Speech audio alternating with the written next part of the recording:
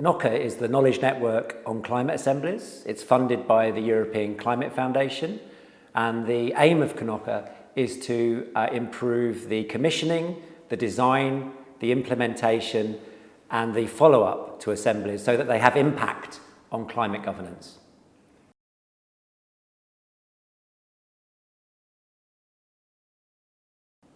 Citizen participation around climate is really critical because as we transition in response to the climate crisis, people's everyday lives is going to be affected, the way that they work, the way they travel, the way they play.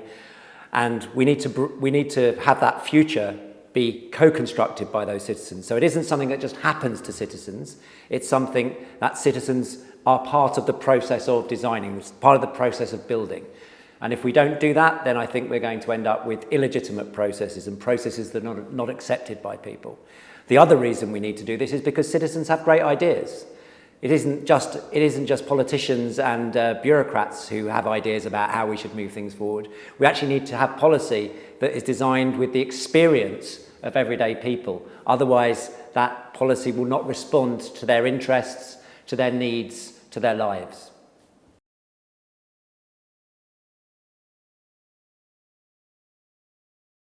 So a climate assembly is a really unusual political space.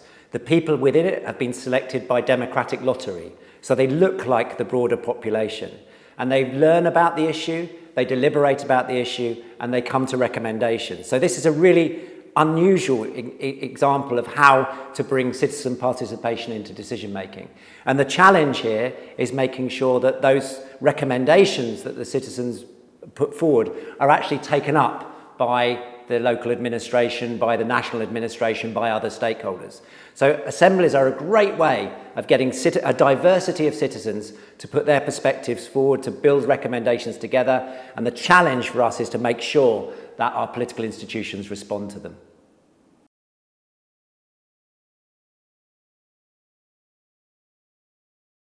You might think that the main barrier would be citizens, that they don't know enough, that they're not competent enough, that they aren't interested enough, but that's not true. We have plenty and plenty of examples where everyday citizens from diverse backgrounds have come together and made great recommendations, often much more progressive than existing government policy. The challenge is linking that process to actual decision making, to make sure that those recommendations are properly considered by public administrations. So for me, the biggest barrier, the biggest challenge is ensuring that those politicians and those civil servants who commission these sorts of processes actually take them seriously.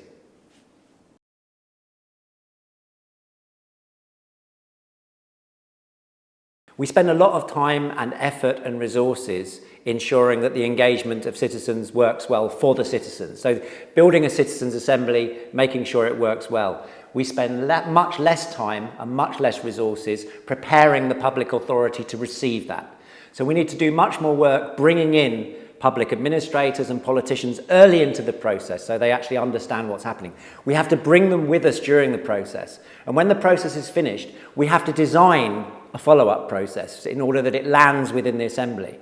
And that may involve, special groups of public administrators who have a responsibility for dealing with it. It may involve bringing the citizens back in 6 months' time or a year's time to review. It may involve us bringing stakeholders in to actually oversee that process of implementing or responding to those.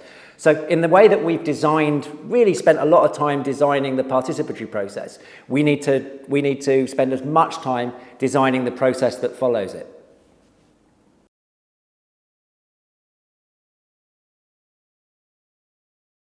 Participation is critical. You don't just want to have things done to you. You want to actually be part of the process of building a future, of actually co-designing a future, of co-creating a future. So participation is absolutely vital if we're going to have a transition that responds to the diversity of different interests within society, that is fair, that is just. Without that participation, then the kind of transition we're going to see is really going to favour those already established interests, those people who already have power in the system. So participation is actually critical to ensure fairness, to ensure justice, to ensure that policy is responsive to the interests and the needs of everyday people.